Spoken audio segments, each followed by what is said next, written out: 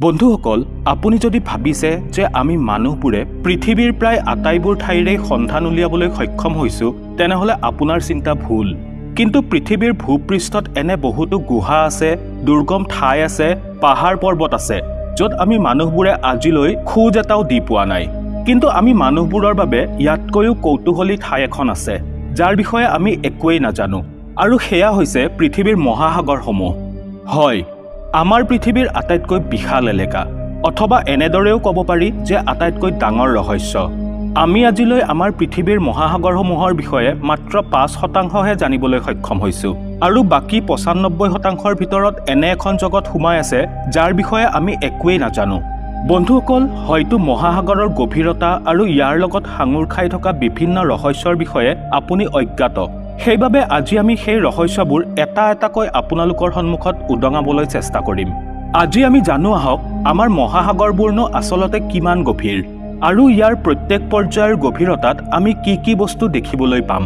তেনেহলে আহক বন্ধুসকল, আমি সাগৰত ডুব এটা মাৰো, আৰু ইয়াৰ পৰা আপুনি চিধাই গৈ পাব সমুদ্ৰ পৃষ্ঠৰ 40 মিটাৰ গভীৰতালৈ, য'ৰ পৰা সাগৰৰ গভীৰতাৰ প্ৰথমটো পৰ্যায় আৰম্ভ হয়, আৰু ইয়ালৈকে মানুহে স্কুবা ডাইভিং কৰিব পাৰে। আৰু সাধাৰণতে বেছিভাগ সাঁতোৰবিদে ইয়ালৈকেই সাঁতুৰিব পাৰে। কিন্তু পৃথিৱীৰ বিখ্যাত স্কুবা ডাইভাৰ হাৰ্বাৰ্ট নিছে 214 মিটাৰ গভীৰতালৈ গৈ ৰেকৰ্ড স্থাপন কৰিছিল, আৰু আচৰিতভাৱে এই ৰেকৰ্ড তেওঁ মাত্ৰ এটা উশাহতে সম্পূৰ্ণ কৰিছিল। কিন্তু এজন ডুবাৰুৱে এওঁতকৈ তললৈ এওঁৰ ৰেকৰ্ড ভংগ কৰি 332 মিটাৰ গভীৰতালৈ যাবলৈ সক্ষম হয়, আৰু এই ৰেকৰ্ডটো আহমেদ গাবাৰ নামৰ ডুবাৰুজনে গঢ়িছিল। ইয়াৰ পৰা আৰু তললৈ, অৰ্থাৎ প্ৰায় 443 মিটাৰ গভীৰতালৈ গ'লে আমি বিভিন্ন সামুদ্ৰিক জীৱ দেখিবলৈ পাম, আৰু এই গভীৰতা 102 মহলীয়া বিল্ডিং এটাৰ উচ্চতাৰ সমান একেই। আমি যদি ইয়াৰ আৰু তললৈ, অৰ্থাৎ 500 মিটাৰ গভীৰতালৈ যাওঁ, তেনেহলে আমি দেখিম যে সেয়া ব্লু হুৱেল মাছৰ মেক্সিমাম ডাইভ লিমিট, অৰ্থাৎ ব্লু হুৱেল মাছে সৰ্বাধিক ইমানলৈকেহে সাঁতুৰিব পাৰে। ইয়াৰ পৰা আৰু তললৈ গ'লে 535 মিটাৰ গভীৰতা হৈছে পেংগুইনৰ মেক্সিমাম ডাইভ লিমিট, অৰ্থাৎ এই গভীৰতাৰ তলত আৰু পেংগুইনে সাঁতুৰিব নোৱাৰে। বলক ইয়াতকৈ আৰু তললৈ যাওঁ আৰু চাওঁ আমি আৰু কি কি পাওঁ। ইয়াতকৈ যদি আৰু কিছু তললৈ যোৱা যায়, তেনেহলে আমি গৈ পাম 700ৰ পৰা 750 মিটাৰ গভীৰতালৈ। বন্ধুসকল, ইয়ালৈ অনুমতি অবিহনে যোৱাটো যিকোনো মানুহৰ বাবে অত্যন্ত বিপদজনক প্ৰমাণিত হ'ব পাৰে, কাৰণ ইমানখিনি গভীৰতাত পৃথিৱীৰ বিকশিত আৰু শক্তিশালী দেশবোৰে নিজৰ নিজৰ অত্যাধুনিক নিউক্লিয়াৰ ছাবমেৰিনবোৰ ঠায়ে ঠায়ে নিয়োজিত কৰি ৰাখিছে।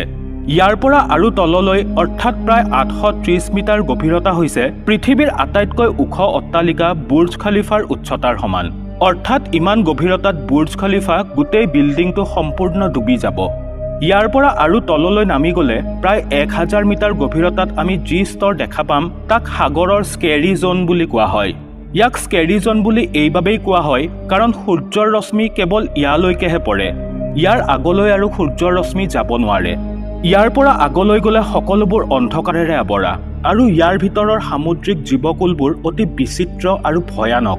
ইমান গভীৰতাত কোনো মানুহেই সা সৰঞ্জাম অবিহনে সাঁতুৰিব নোৱাৰে, কাৰণ ইয়াত পানীৰ চাপ শুক্ৰ গ্ৰহৰ ছাৰ্ফেচৰ সমান।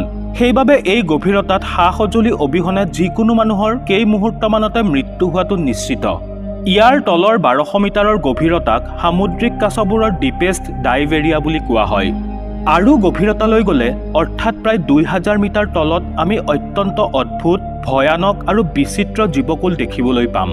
মনত ৰাখিব, ইয়াত যিকোনো বস্তু ভালদৰে দেখা পাবলৈ হ'লে আমাক হাই পাৱাৰ টৰ্চৰ প্ৰয়োজন হ'ব। কিন্তু ইয়াত থকা এংগলাৰ ফিছ এটা এনে প্ৰজাতি যাক প্ৰকৃতিয়ে জন্মগতভাৱেই সন্মুখৰ ফালে এটা টৰ্চ দি থৈছে। ইয়াক লাইট ফিছ বুলিও কোৱা হয়, আৰু ইয়াৰ মুখৰ সন্মুখত বায়'লুমিনেশ্যন লিচ ওলমি থাকে, যি এটা টৰ্চ লাইটৰ দৰে পোহৰ দিয়ে, আৰু সাগৰৰ ইমান গভীৰতাত অন্ধকাৰতো এই মাছক পথ দেখুৱায়। প্ৰকৃতিৰ সৃষ্টিও বেছ অদ্ভুত, নহয়নে বন্ধুসকল? আৰু তললৈ প্ৰায় 2200 মিটাৰ গভীৰতাত আপুনি স্পাৰ্ম হুৱেলছ দেখিবলৈ পাব, আৰু ইয়াত আপুনি ডাম্বো অক্টোপাছো দেখিবলৈ পাব। ই সমুদ্ৰ পৃষ্ঠৰ আটাইতকৈ গভীৰতাত জীয়াই থকা অক্টোপাছ। আৰু তললৈ 4000 মিটাৰ গভীৰ সাগৰীয় স্তৰটোক এবিছেল জোন বুলি কোৱা হয়, আৰু ইয়াত পানীৰ চাপ 11000 পাউণ্ডৰ সমান। আৰু অধিক তললৈ প্ৰায় 4200 মিটাৰ গভীৰতা হৈছে পৃথিৱীৰ যিকোনো মহাসাগৰৰ এভাৰেজ ডিপ লেভেল, কিন্তু পৃথিৱীৰ কেইখনমান মহাসাগৰ ইয়াতকৈও বেছি গভীৰ। সমুদ্ৰ পৃষ্ঠৰ পৰা 6000 মিটাৰ গভীৰ স্তৰটোক হেডেল জোন বুলি কোৱা হয় আৰু ইয়াত পানীৰ চাপ এজন মানুহৰ ওপৰত প্ৰকাণ্ড যাত্ৰীবাহী বিমান এখন ৰখাৰ সমান হ'ব ইয়াৰ পৰা যদি আৰু অধিক তললৈ যোৱা হয় তেনেহলে 8848 মিটাৰ গভীৰতা হ'ব মাউণ্ট এভাৰেষ্টৰ শিখৰৰ সমান আৰু তললৈ 10916 মিটাৰ গভীৰ স্তৰ হৈছে মানুহ সৰ্বপ্ৰথমে ইমান গভীৰতালৈ গৈ পোৱা স্তৰটো আৰু জেক পিকাৰ্ড আৰু জন ৱালছ হৈছে সেই ব্যক্তি যিয়ে 1960 চনত ইমান গভীৰতালৈ যোৱা ৰেকৰ্ড স্থাপন কৰিছিল এওঁলোকে সেই সময়ৰ আটাইতকৈ অত্যাধুনিক সাবমেৰিন লৈ সাগৰৰ ইমান গভীৰতালৈ গৈছিল আৰু সাবমেৰিনৰ সৰ্বাধিক স্পীডত ইমান গভীৰতালৈ যাবলৈ তেওঁলোকক 5.5 ঘণ্টাতকৈও অধিক সময় লাগিছিল সেই গভীৰতাত পানীৰ চাপ ইমানেই বেছি আছিল যে অত্যাধুনিক সাবমেৰিনৰ গ্লাছ ভাঙিবলৈ আৰম্ভ হৈছিল আৰু সেইবাবেই তেওঁলোকে মাত্ৰ 20 মিনিটতকৈও কম সময় তাত কটাই তাৰ পৰা উভতি আহে কিন্তু আমি ইয়াৰ পৰা উভতি নাযাওঁ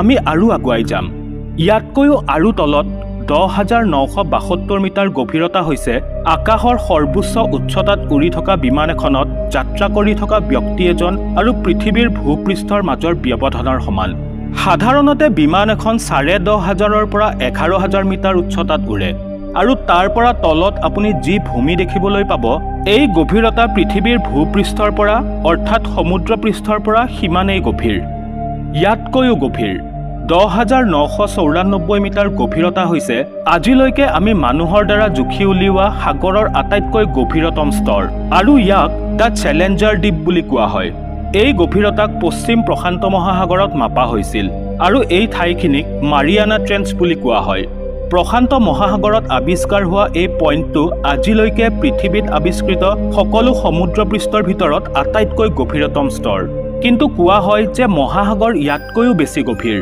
কিন্তু আজিলৈকে আমি সেই ঠাইবোৰ বিচাৰি উলিয়াব পৰা নাই এইদৰেও কোৱা হয় যে আমি মানুহবোৰে এতিয়ালৈকে মাত্ৰ 5% সামুদ্ৰিক বিস্তাৰহে বিচাৰি উলিয়াবলৈ সক্ষম হৈছো আৰু বাকি 95% সাগৰীয় বিস্তাৰলৈ আমাৰ দৃষ্টি এতিয়ালৈ গৈয়ে পোৱা নাই হ'ব পাৰে ভৱিষ্যতে আমি আৰু অধিক গভীৰ সাগৰীয় স্তৰৰ তথ্য লাভ কৰিব পাৰো আৰু এনেকুৱাও হ'ব পাৰে যে আমি তাত এনেকুৱা কিছুমান জীৱকুলৰ সম্ভেদ পাওঁ যি আমাৰ বাবে কোনো এলিয়েনতকৈ কম নহ'ব আৰু হ'ব পাৰে ভৱিষ্যতে আমি সাগৰৰ বুকুত অন্য এখন জগতে আৱিষ্কাৰ কৰিব পাৰো অথবা অজ্ঞাত প্ৰকৃতিৰ কোনো মূল্যৱান সম্পদ যিয়েই নহওক মানৱতাৰ এই সন্ধান কিন্তু অব্যাহত থাকিব প্ৰিয় দৰ্শক আপুনি এই খণ্ডটি চাই কেনে পালে আমাক কমেন্ট কৰি নিশ্চয় জনাব ভিডিঅ'টো চাই ভাল পালে লাইক আৰু শ্বেয়াৰ কৰাৰ লগতে চেনেলটো সাবস্ক্ৰাইব কৰি কাষতে থকা বেল আইকনটো প্ৰেছ কৰিবলৈ নাপাহৰিব পুনৰ এটি নতুন বিষয়বস্তুৰ সৈতে লগ পোৱাৰ প্ৰতিশ্ৰুতিৰে আজিলৈ আহিছো ধন্যবাদ